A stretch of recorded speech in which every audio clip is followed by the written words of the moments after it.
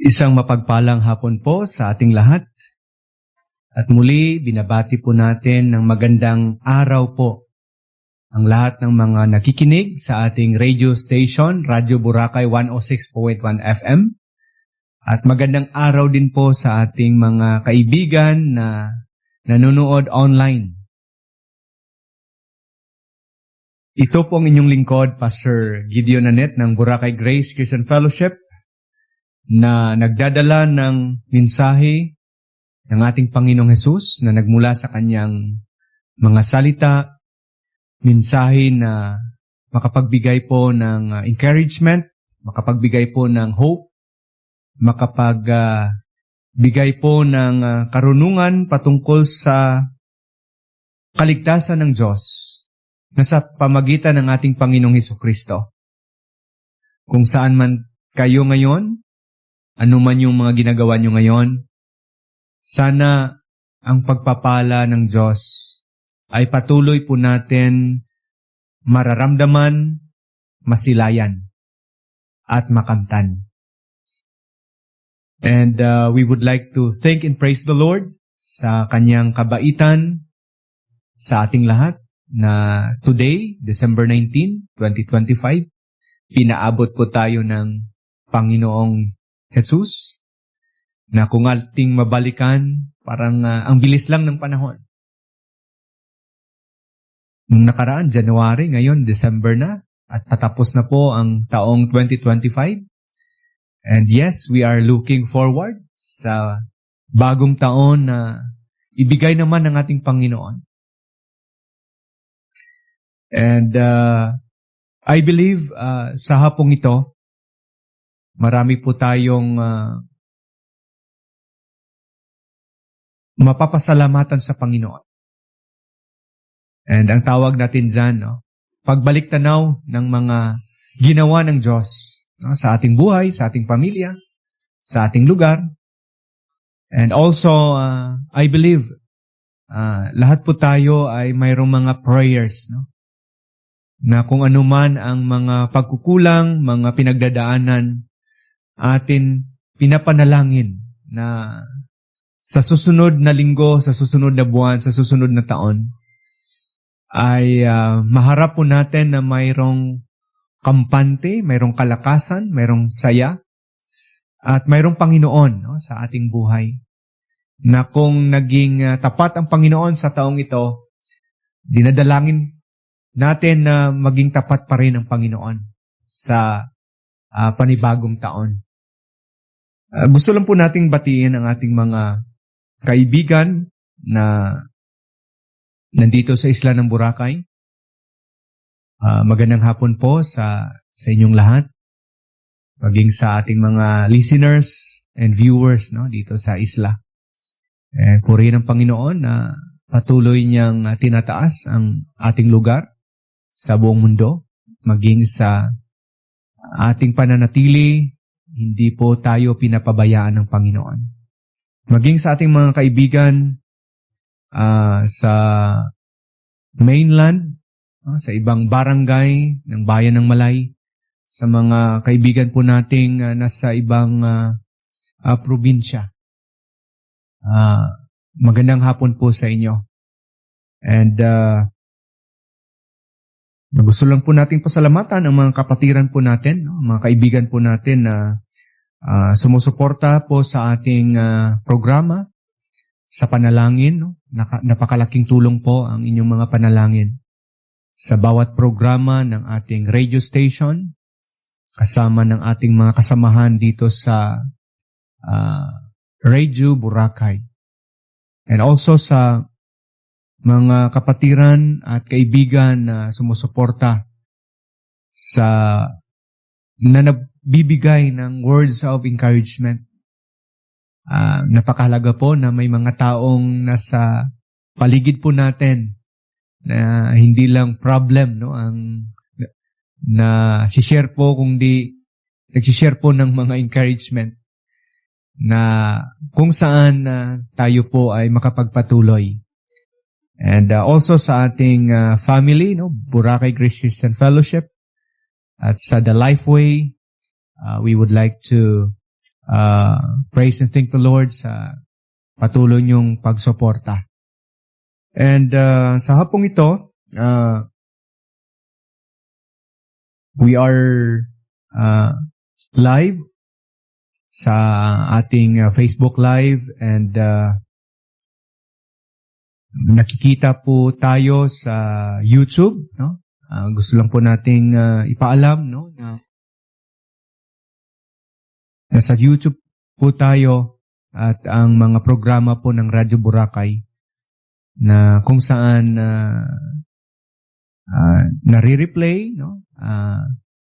Makikita at nakikita po tayo, and also sa mga online apps, no? Especially sa internet radio apps na kung saan makapag-connect po tayo sa mga kababayan po natin na nasa ibang lugar.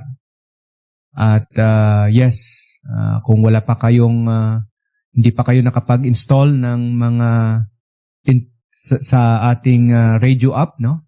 Pwede niyong makuha po ito sa Play Store, no? MyTuner, no? What's Your Radio? And Radio Philippines. Isa yan sa mga nagagamit, no? At naging blessing po. And also Instant Radio. Maririnig din tayo dyan. And also live online radio. So, mag-download lang po kung hindi pa kayo nakapag-download sa App Store or sa Play Store sa ating mga cellphones, no? At may sa ating Facebook page, no? Kung hindi pa kayo nakapag-like, no? I-like nyo po ang Boracay Malay Streaming, no? And Radio Boracay. And also, ganun din ang pangalan natin sa YouTube. And sa hapong ito, gusto lang po nating batiin, no? Ang lahat ng mga kapatiran po natin na nagse-celebrate, no, ng kanilang mga birthdays and mga anniversaries. Purihin ng Panginoon sa buhay nyo at ang ating panalangin na nawa patuloy na pagpalain po kayo ng ating Panginoon. And yes, ang ating desire, no, sa ating radio program na maibahagi po natin ang salita ng Diyos na makilala po nating lahat. Na sa pamagitan ng kanyang mga salita, magkaroon po tayo ng pananampalataya na maglilid po sa isang relasyon na kung tayo na po ay mayroong relasyon sa Kanya, i-reveal niya po ang Kanyang kalooban at ating magawa ang Kanyang kalooban. At maging kabahagi din, no, na ibigay, no, i-share and ipipreach, no, ang Kanyang kaligtasan. Maging kabahagi ka na. Kasi yun yung goal ng Panginoon, no, sa buhay natin. Na maligtas, and after na maligtas, maging tagadala ng Kanyang kaligtasan. And we need to share the gospel of the Lord Jesus Christ. So, sa ating mga announcement, no, sa mga nagtatanong, nandito po tayo sa Isla ng Boracay at yung ating address, no, nasa Sitio Hagdan, Barangay Yapak. And if you want na mag-connect to join us in our Bible study, in our worship celebration, na nandyan lang po tayo every Sunday morning at 8:30, no, sa Balinghay Road. And also sa mga nagre-request ng mga Bibles, no, naghihingi ng mga Bibles, and also gusto maipag-pray ang inyong family, you can message, no, dito sa stage sa ating Facebook and sa ating radio station. Kung gusto niyo humingi ng Bible, no, may mga free Bibles po tayo. At kung gusto niyo po ng Bible study, no, may mga kapatid po tayo na handang mag-share, mag-guide, no, mag-lead. Just for na makita po natin, no, at maranasan po natin na ang Panginoon ay gumagalaw, no, sa atin. And especially this Sunday, no, we are celebrating the birth, no, of our Lord Jesus Christ. Nagkaroon po tayo ng Christmas celebration dyan sa ating place of worship.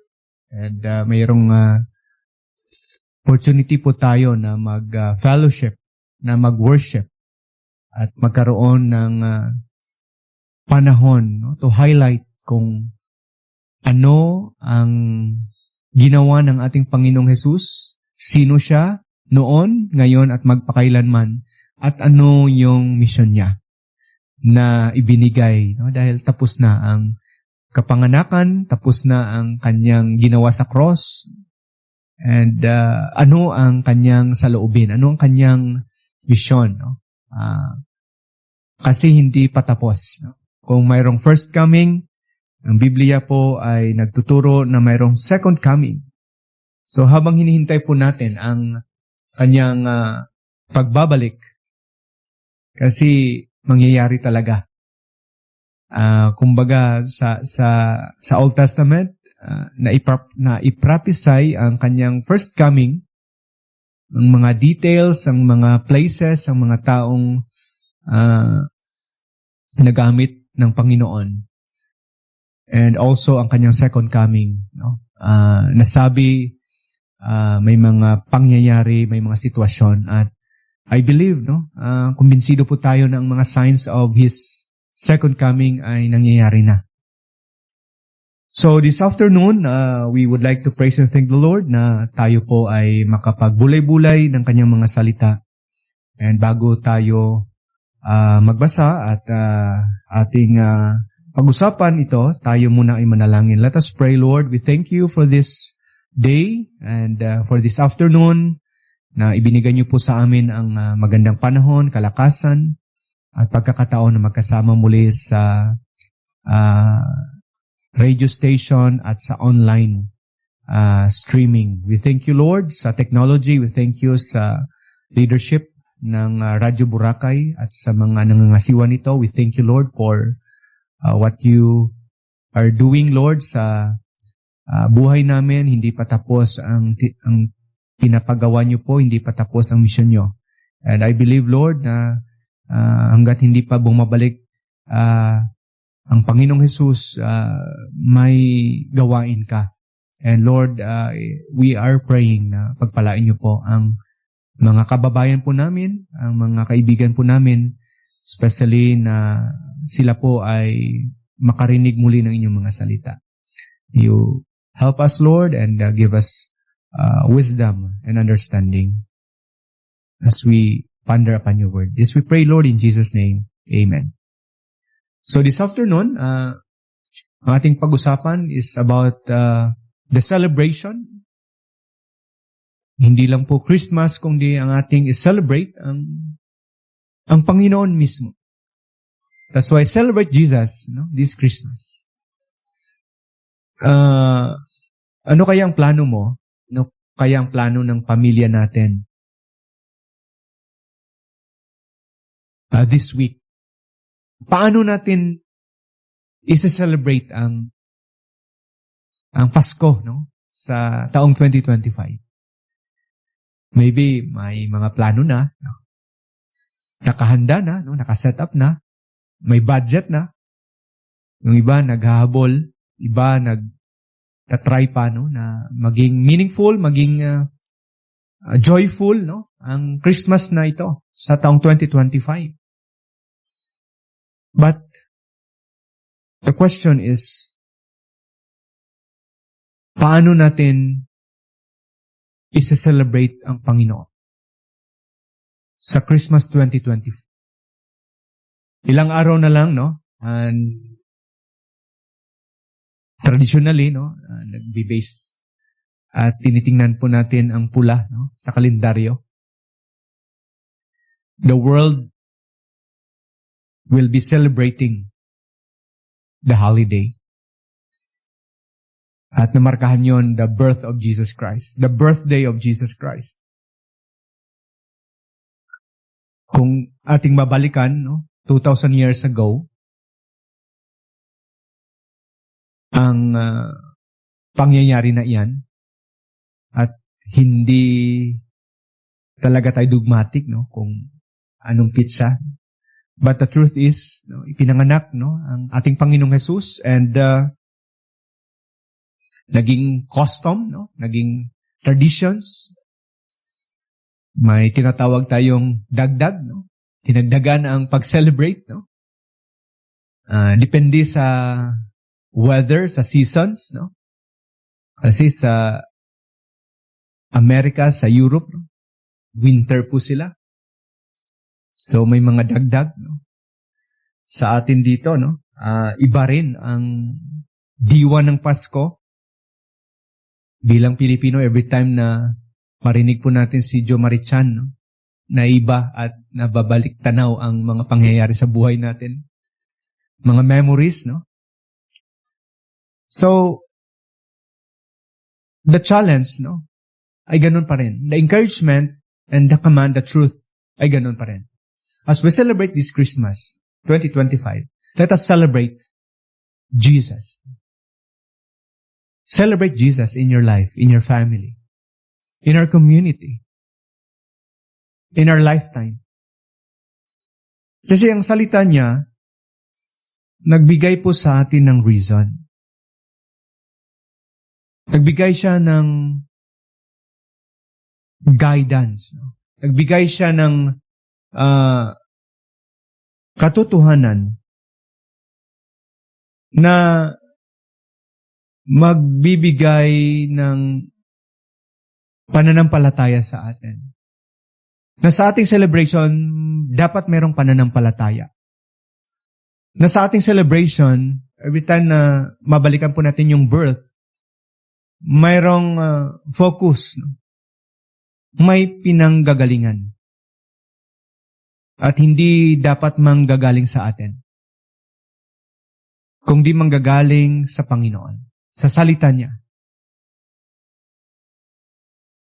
Minsan nagtatampo po tayo dahil wala tayong matanggap na regalo. Pero ang tanong, birthday ba natin?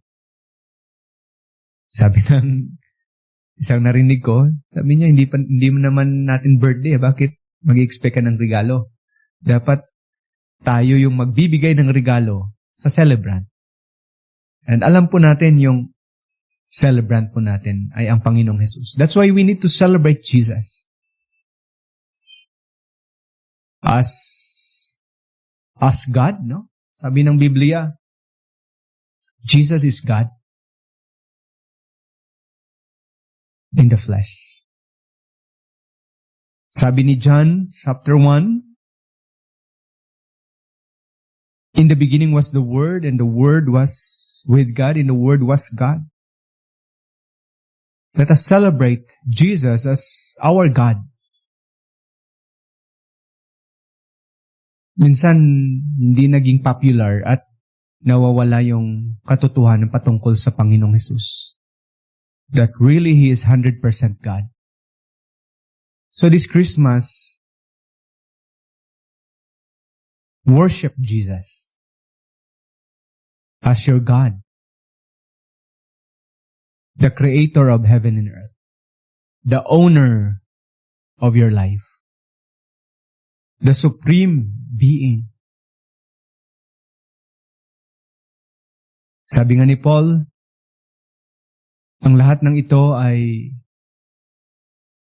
galing sa Diyos, galing kay Jesus, sa pamagitan ni Jesus at para kay Jesus. So let us celebrate the Christmas, that Jesus is your God. Hindi yung tayo yung God or may mga iba pang Diyos-Diyosan sa buhay natin. Or may mga taong nag-celebrate ng Christmas na wala na si Jesus. Xmas na. And dahil hindi sila naniniwala na mayroong Diyos. Huwag natin pong sundin at gayahin yon or hindi po dapat tayo ma-influence. So, Jesus is God. Celebrate Jesus as King. As your King. As our King. Whether we like it or not, siya po ang hari. Siya po ang Panginoon ng lahat ng mga Panginoon. Siya po ang presidente ng lahat ng mga presidente. Siya po ang boss ng lahat ng mga bossing. He is our King. Not only King of the Jews, but King of the universe. And as we celebrate, we need to celebrate Jesus as our King. King of our life.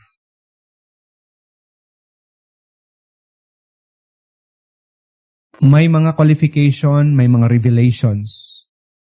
Kasi minsan, may mga taong nagtatanong, bakit si Jesus ba? Bakit si Jesus Diyos? Bakit siya ay hari? Bakit siya ay tagapagligtas? At paano natin na-process? Paano natin nakita, naintindihan? Because God revealed Himself sa Kanyang mga salita na sa pamagitan ng presensya ng banal na Espiritu. Nararanasan po natin ang Kanyang pagiging Diyos, ang Kanyang pagiging hari. Ang Kanyang kadakilaan. So, the question this afternoon, why was He born? Bakit ipinanganak ang Panginoong Hesus? Bakit natin i-emphasize ang Kanyang pagdating? Sabi ni Matthew chapter 1, verse 21, sabi niya po dito, she's going to have a son. You must give him the name Jesus. That's because he will save his people from their sin. In our celebration, we should look back the reason of His coming. As we celebrate Jesus this Christmas, kailangan nating masilayan muli, ma-refresh, ma-remind, ma-remember that Jesus came to save His people from their sin. Generally speaking, lahat po tayo ay mga tauhan ng Panginoon. Specifically sa calling, sa pagpili, ang Israel, pinili ng Diyos for special reason. Pero kung tingnan po natin, for God so loved the world, the entire human race. So He came to save us from our sins. From your sin and from my sin. Mula noon hanggang ngayon, from Genesis chapter 3, the greatest problem of the entire human race, your problem and my problem is our sin. Sin is a universal malady that has inflicted every man. Lahat po ay nagkasal. Romans 3:23, for all have sinned.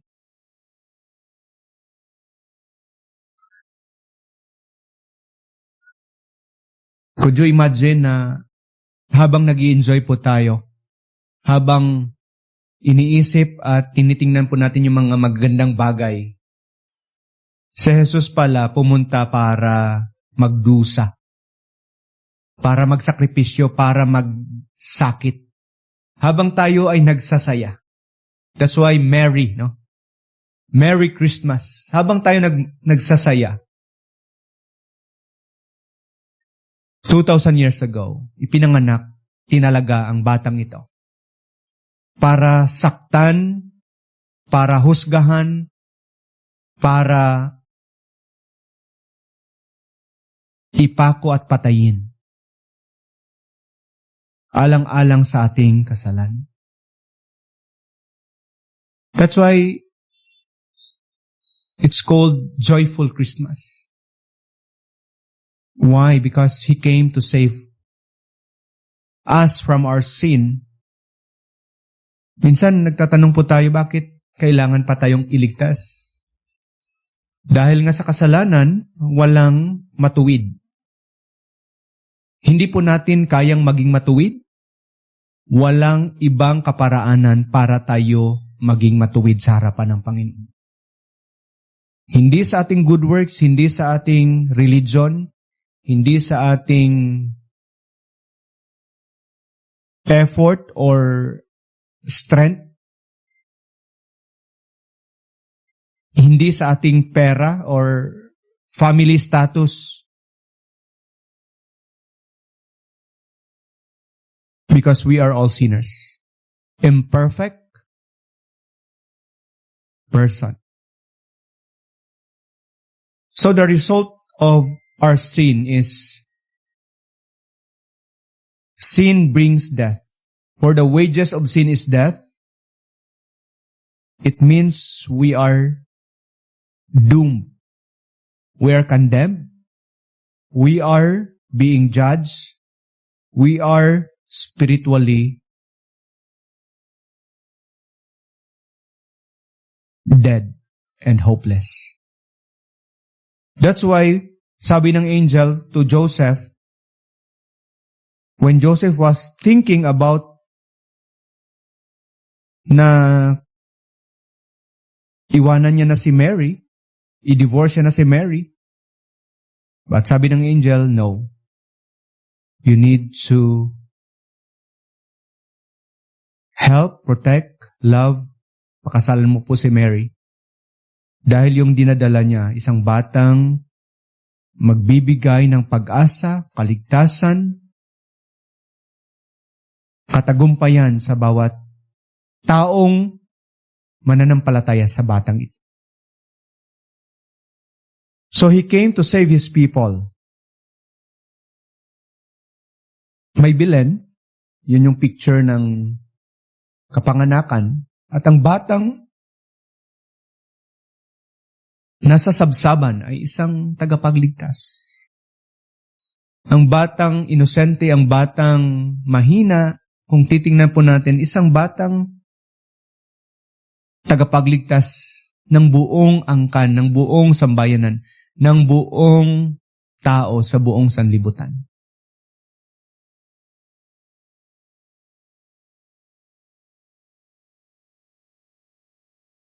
Nung nag-reveal ang mga anghel sa mga shepherds, pumunta yung mga shepherds at nasaksihan po nila ang patuto, ang mensahe, ang katotohanan patungkol sa batang.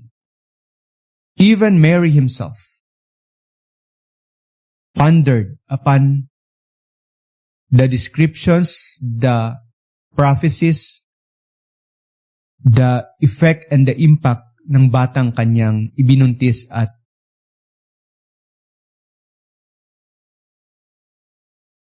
ipinanganak. The Magi from the east, the wise men, they gathered, they celebrated, they worshiped the child. And when the Gospel of John explained on chapter 1, He was in the world. Nanilikha niya. In the beginning, together with the Father, He is already existing. But one time in our history, the Word became flesh and dwelt among us. For the reason, because He wants to save you. He wants to save me. He wants to save everyone. At ganun pa rin ang mensahe niya kung bakit hindi pa dumadating ang second coming, kung bakit hindi pa siya bumabalik. He wants His people to repent, na magbalik, na magsisi ng kasalanan, na kilalanin siya at tanggapin siya.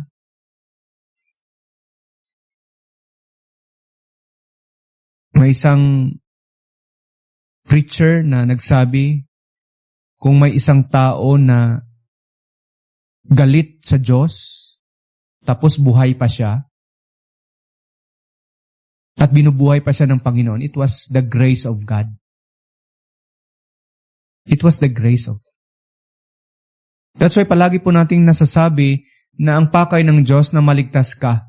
Maligtas po tayo.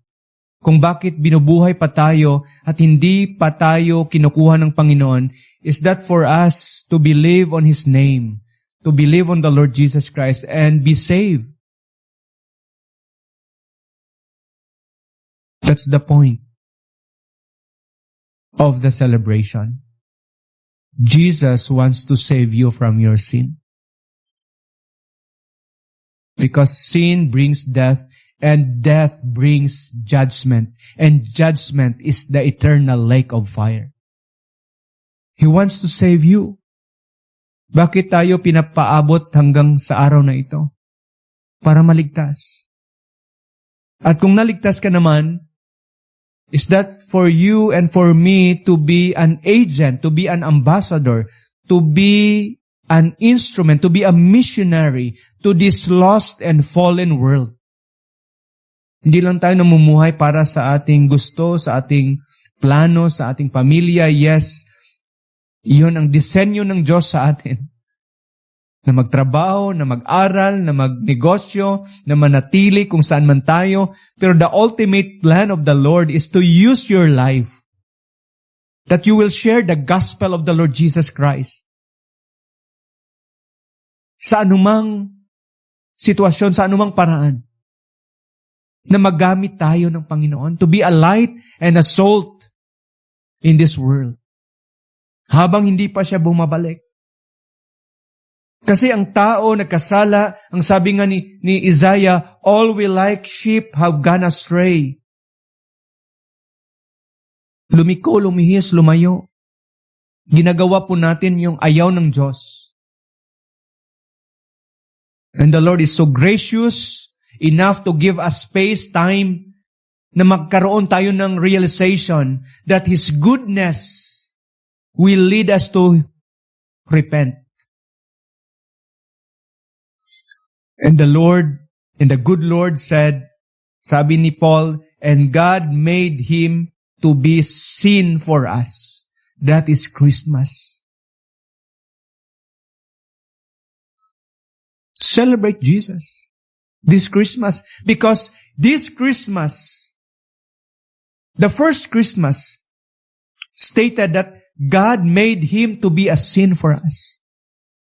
Na wala siyang kasalanan.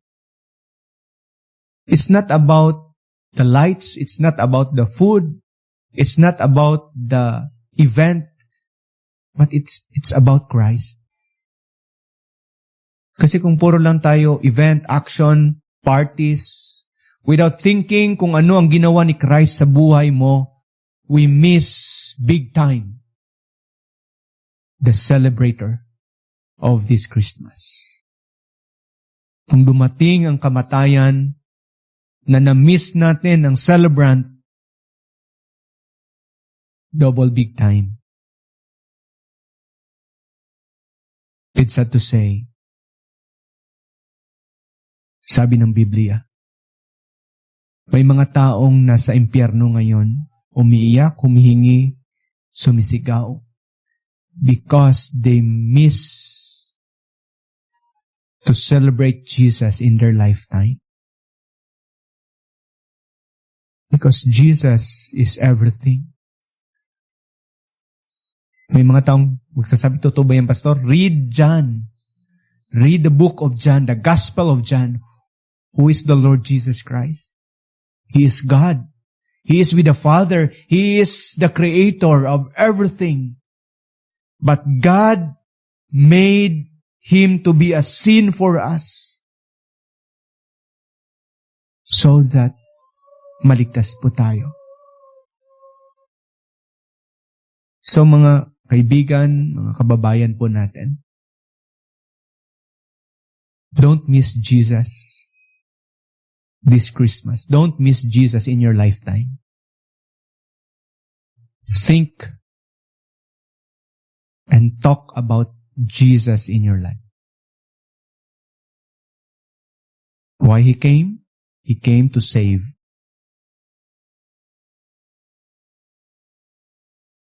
Number 2, He came to establish His kingdom. He is the King of Kings. He is, tinawag siyang the King of the Jews. But as we ponder upon His life, His kingdom is eternal.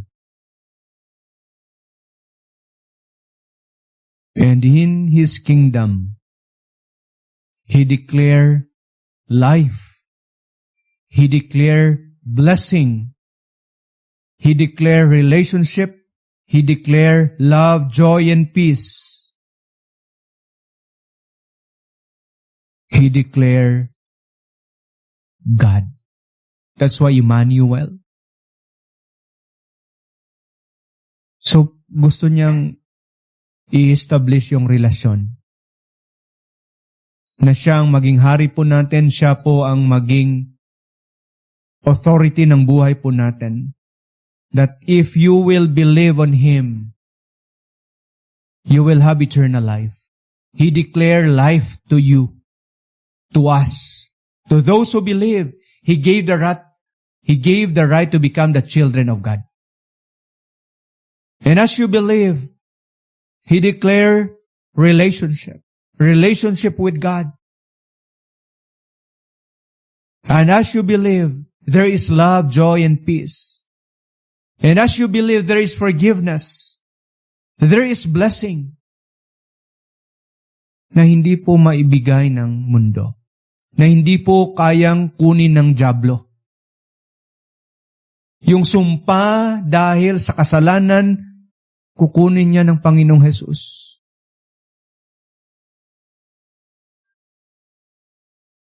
Yung mga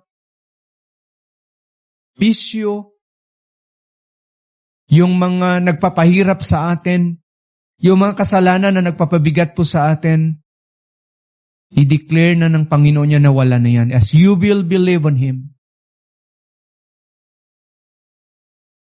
you will be set free. Free in the kingdom, serving the King of Kings. At tayo naman po, we are waiting for His coming na lahat ng kanyang mga kaaway dadapa at luluhod sa Kanya. So He came to establish His kingdom. First, His kingdom upon your life. Kingdom upon my life. That really personally you can say that Jesus is your King. And as you believe, Jesus will be a King of your life.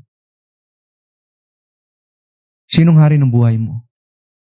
Sino yung sinasaladuhan? Sino yung sinusunod mo? Yung mundo, yung mga bisyo, yung dyablo, yung pera, palitan mo na yan. Si Jesus po, haring mabait, mabuti, makapangyarihan, at kaya niya tayong iligtas sa anumang kapahamakan. His kingdom is an everlasting kingdom.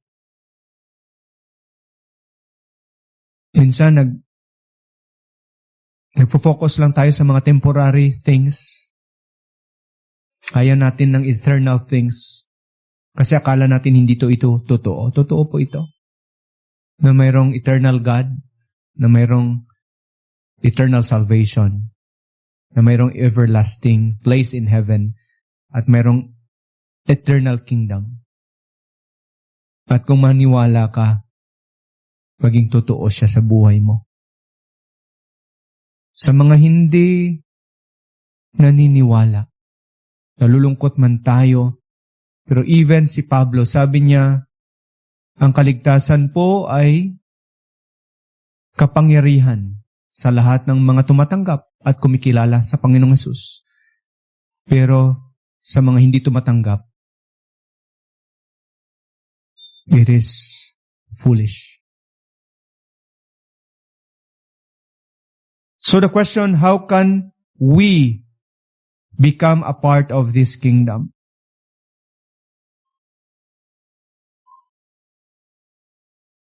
Paano po tayo maging parte ng kanyang kaharian?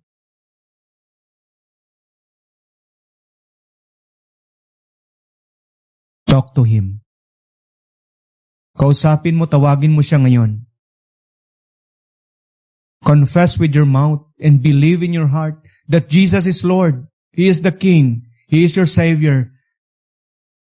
And accept His invitation to believe on Him. And to bow down His kingship and submit ourselves to His lordship. So, as we end, He is the Son of God.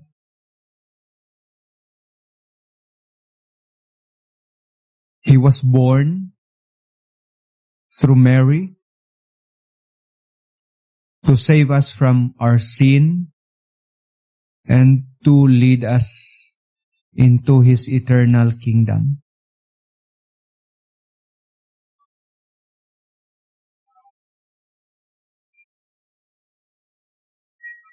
And that is the celebrator.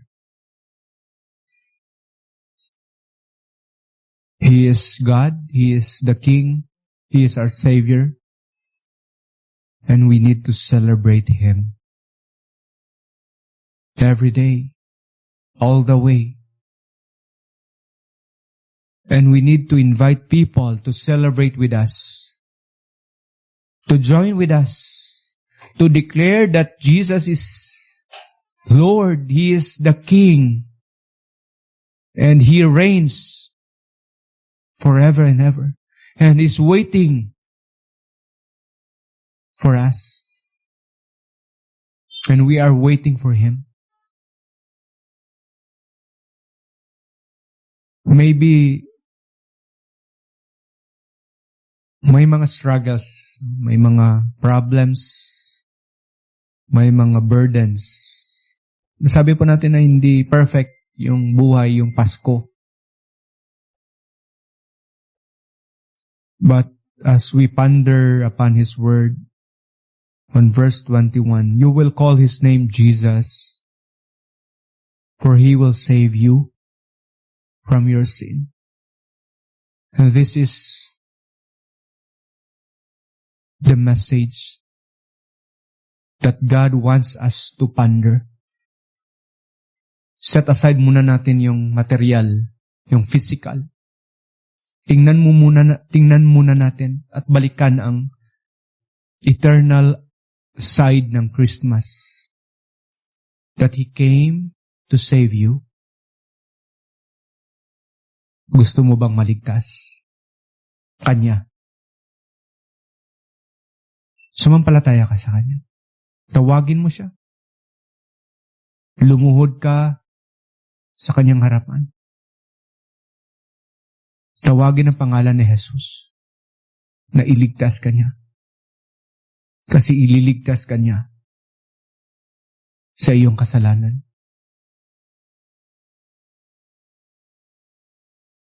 At gusto niya na maghari sa buhay mo. Gusto niyang tulungan ka na magsimula muli at kunin ang mga nagpapahirap sa buhay mo. Kaya ni Jesus yan. Even ang mga demonyo, nanginginig sa pangalan ni Jesus, sa kanyang dugo. Walang kasalanan na hindi kayang patawarin ni Jesus.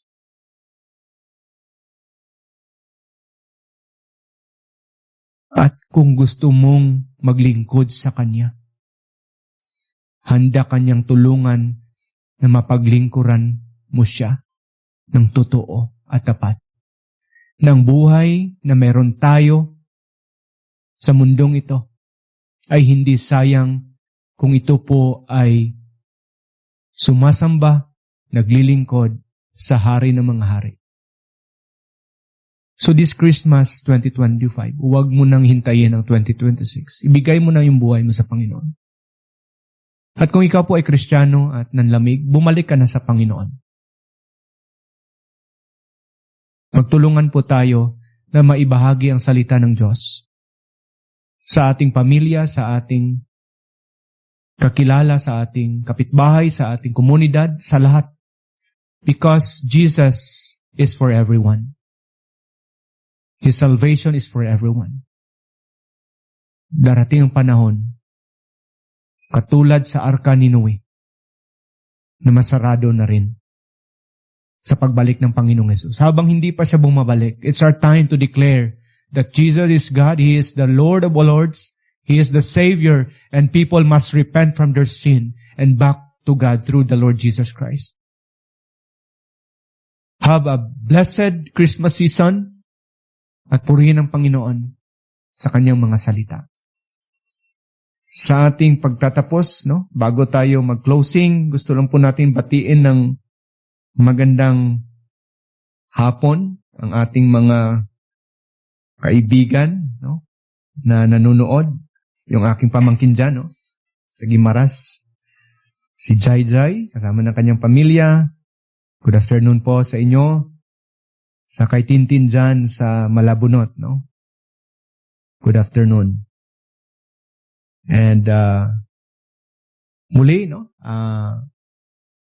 dalangin po natin na maging meaningful ang ating Pasko sa taong ito dahil sa Panginoong Hesus. Tayo ay manalangin.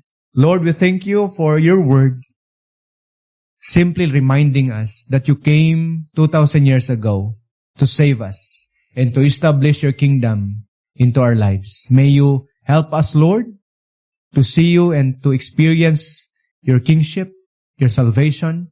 At hindi lang po kami ang aming dalangin, Lord, na sana marami ka pang iligtas sa aming kakilala, kaibigan, kababayan. At sa lahat ng mga nakikinig at nanonood nito, tulungan niyo po sila na lumapit sa inyo. Dahil ito po ang pinakamisyon niyo sa aming buhay, na magkaroon po kami ng kaligtasan na nagmula sa Panginoong Hesus.